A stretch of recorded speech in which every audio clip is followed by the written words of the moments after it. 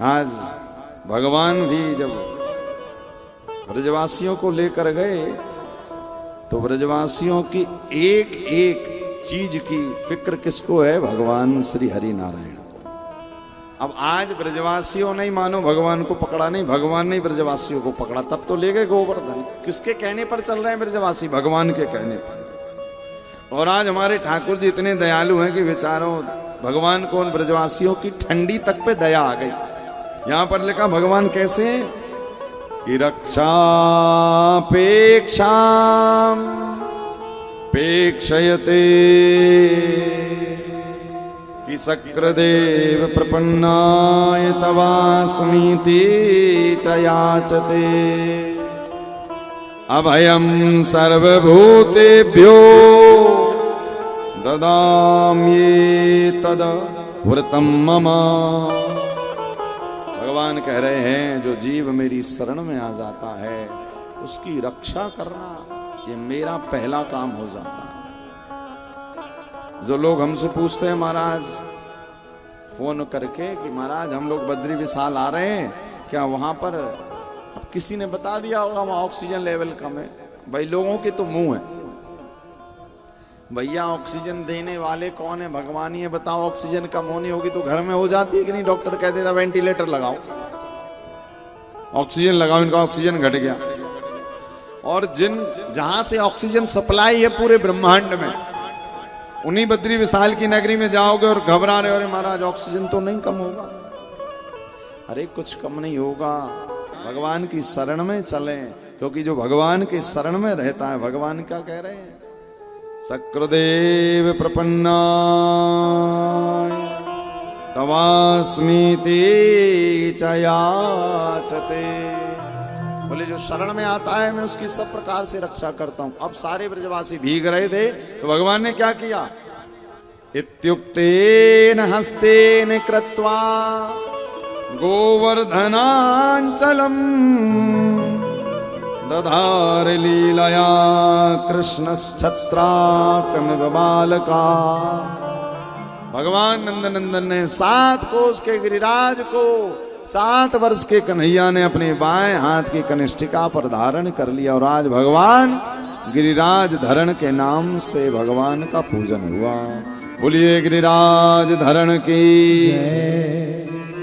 भगवान का ये गोवर्धन उठाने का मतलब क्या है? भगवान बताना चाह रहे हैं रे जीव, एक बार तू सब कुछ छोड़कर मेरी शरण में आकर तो देख। भगवान कृष्ण ने गीता में कहा सर्वधर्मान परित्यज्य मामेकं शरणं व्रजा अहं त्वां सर्व पापेभ्यो मोक्षयिष्यामि मा शुचा। भगवान कह रहे रे जीव एक बार तू मेरी शरण में आकर देख। अब वहां पर प्रश्न आया कि भगवान ने बाएं हाथ की कनिष्ठिका पर ही गोवर्धन क्यों उठाया, दाएं में क्यों नहीं उठाया? भगवान ये बताना चाह रहे हैं रे जीव एक बार तू मेरी शरण में आ, तेरे प्राणों की रक्षा करना, तेरे धन की रक्षा करना, तेरे परिवार की रक्षा करना मेरे दाएं हाथ नहीं मेरे बाएं हाथ की सबसे छोटी उंगली का काम है, तू आकर तो देख। हम लोग कहते ना ये हमारे बाएं हाथ का काम बड़ा सरल है, ऐसे भगवान कह रहे हैं भैया तू एक बार मेरी शरण में आकर तो देख। आवाज यहीं स्थिर रखो ना। एक बार तू मेरी शरण में आकर तो देख, प्राणों की रक्षा करना मेरे बाएं हाथ की कनिष्ठिका का काम। और सारे ब्रजवासी आज उस गोवर्धन पर्वत में आ गए। चारों तरफ देखो, अब मैया यशोदा बड़ी डांट लगा रही ब्रजवासियों, कह रही क्यों रे ब्रजवासियों तुम्हें नेकों दया ना आवे? क्यों मैया क्या हुआ?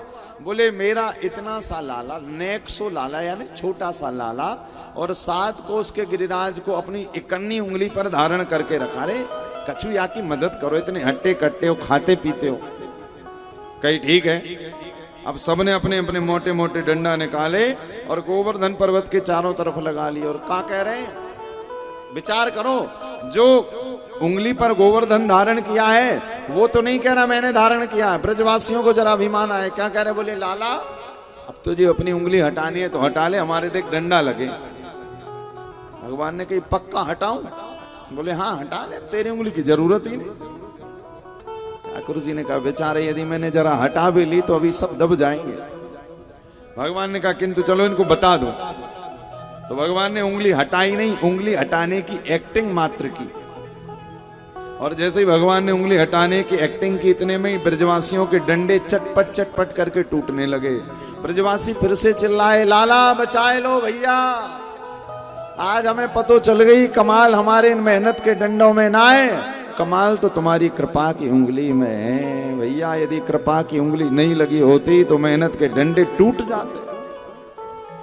इसी कारण जीवन में याद रखिएगा, मेहनत के डंडे कितने भी लगा लो, जब तक कृपा की उंगली नहीं है जीवन में कल्याण होने वाला नहीं है।